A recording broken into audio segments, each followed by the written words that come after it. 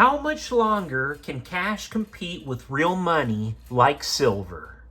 Good evening, folks, and welcome back to another episode of Silver Dad Knows. Remember, always live with no edits. If this is your first time here, hit that subscribe button now, as you're going to like what I'm about to say. So, just to begin this evening, I am presenting right here a phenomenal piece, another extraordinary piece I am so proud to own, and you're looking at a 2013 Gold American Buffalo. And this is one of the most, by far, sought after U.S. bullion pieces, prized both for its beauty and its purity.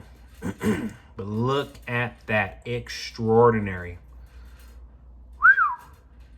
You better believe this sucker is in my vaults practically at all times, but I brought it out for this show. First released in 2006, the Gold Buffalo was the U.S. Mint's response to international demand for a pure 24 karat .9999 fine gold coin that could compete with coins like the Canadian maple leaf. The 2013, which we're looking at right here, continues this legacy, struck in 1 troy ounce of pure gold. Its design is iconic, featuring James Earl Fraser's classic 1913 Buffalo nickel artwork. Of course, we go back to the verse, a powerful Native American profile, a composite of 3 chiefs with the date 2013 inscribed.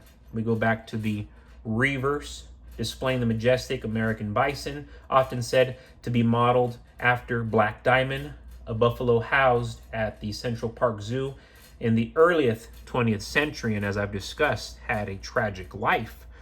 But of course, very interesting, it took 3 chiefs that the artists created this design. 3 chiefs into 1. Collectors and investors value the 2013 Gold Buffalo for its legal tender status, which of course is $50 face value.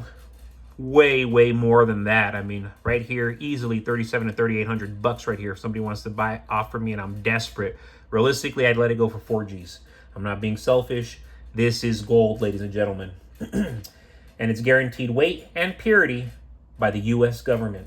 Unlike the American Gold Eagle, which is alloyed with small amounts of silver and copper, the Buffalo is pure 24 karat gold, making it highly desirable internationally. Low mintages compared to Eagles also give collectors collectible appeal, I should say, blending investment strength with numismatic beauty. But absolutely love this piece, and you better believe every day I am proud to own not only silver, but especially gold. And before we go any further, I want to give a quick shout out this to my always loyal subscriber. This is Psycho Silver. Unfortunately, all of our silver will one day be converted into fiat currency. If we don't take profits, it'll be our children when we're gone, or their children, etc. Take your profits and live. Keep some as a safety net, but don't deny yourself tangible items. Buy that car, take that trip, etc. Life is short, people. Live. Awesome comment right there coming from Psycho Silver, and I could not agree more. You know, I always tell people, hey, invest strictly, invest consistently, but you have to live life. Go on vacation. Enjoy the fruits of your labor. Enjoy the fruits of your labor. So yes, you can have your stockpile, but I agree right here with Psycho Silver. Don't be a slave to your stockpile. Every month, I take a little bit of silver here and there, and I'll sell it, make a little bit of profit, buy more silver, you know, because of my store on eBay. And then, of course, I have good friends and even mentors who buy from me regularly, in person, locally. Every other week, I can count on a handful of people who are going to be buying silver from me religiously. And it's awesome, you know. It's a business. I help them. They help me. I can always show different coins on this channel. But yes, you know, I sell silver. I'll take my profits because, hey, I do want to go on more vacations. I do want to have occasionally more, more novelty. Ultimately, I'm not massively materialistic, but occasionally, of course, who doesn't like nice things? We all like nice things, and we need to treat ourselves, especially if we're busting our butt. But that aside, folks, when investors think of wealth preservation, gold often takes a spotlight, as it is right now, I'm sure. But silver, long considered the poor man's gold, is positioned to outperform not only gold, but also stocks, real estate, and digital assets in the years ahead. The coming years ahead, 2-3 years ahead. It's going to be very quick, folks. Its unique combination of scarcity, industrial necessity, and monetary history creates a perfect storm for appreciation. Silver is both a precious and industrial metal. Nearly 60% of annual silver demand comes from industrial uses such as solar panels, medical equipment, and electronics. Our cell phones, our remote controls, high-tech controls in general, high-tech computers, they contain small increments of gold. They contain increments of silver. As the world transitions toward renewable energy and advanced technology, the need for silver will only intensify. This gives silver a dual advantage. It rises with investor demand and industrial consumption all at the same time. Silver is historically undervalued compared to gold, as I've mentioned many, many times. For centuries, the gold to silver ratio hovered around 15-1, reflecting natural availability. Today, that ratio sits far higher, often between 80-1, 90-1. This discrepancy signals that silver is deeply, it's deeply troubled relative to gold and has far more upside potential when markets eventually correct. And what are the markets doing right now, folks? They're correcting at speeds we can really no longer even interpret. Silver is one of the most liquid hard assets for everyday people.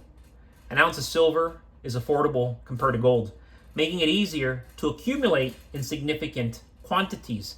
In times of financial crisis or currency devaluation, silver can be used for trade. It can be used for barter in ways that larger, more expensive assets cannot. Its divisibility makes it the ideal hedge for the average household. Because, look at the massive difference right here. We have a coin that's worth anywhere from $50 to $100, right? Depending on the buyer, because it's art. We have actual 24 karat gold right here that I know many people will gladly give me $38 to $39. Literally $3,800 to $3,900 tomorrow if I really wanted to. So for you to not believe that silver is the asset of the century, really reevaluate the reality. Silver's going to hit $200, folks. Silver's going to hit $300. Gold's going to hit $8-10 grand. It's already at $4 grand, literally. Silver's already above $40. Unlike stocks or real estate, silver carries no counterparty risk. Your shares can lose value overnight, and property values can collapse with rising interest rates. Silver, however, is tangible. It cannot default. It cannot be hacked. It cannot evaporate in a digital crash. This security is priceless in an era of debt bubbles and financial instability, and possibly upcoming civil war. And you know what I'm talking about. Global mining supply of silver is shrinking. Many of the world's richest depositors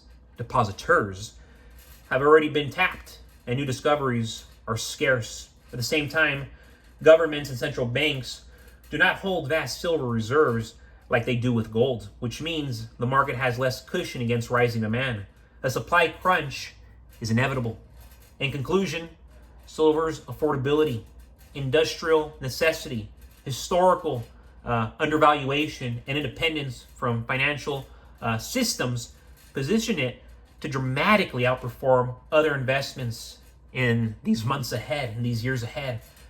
When the next economic storm arrives, which it is upon us, those holding physical silver will not just preserve wealth, they will multiply it. But folks, as always, thank you so much for joining us for another evening, another episode of Silver Dad Knows. God bless you, God bless your household, and God bless America.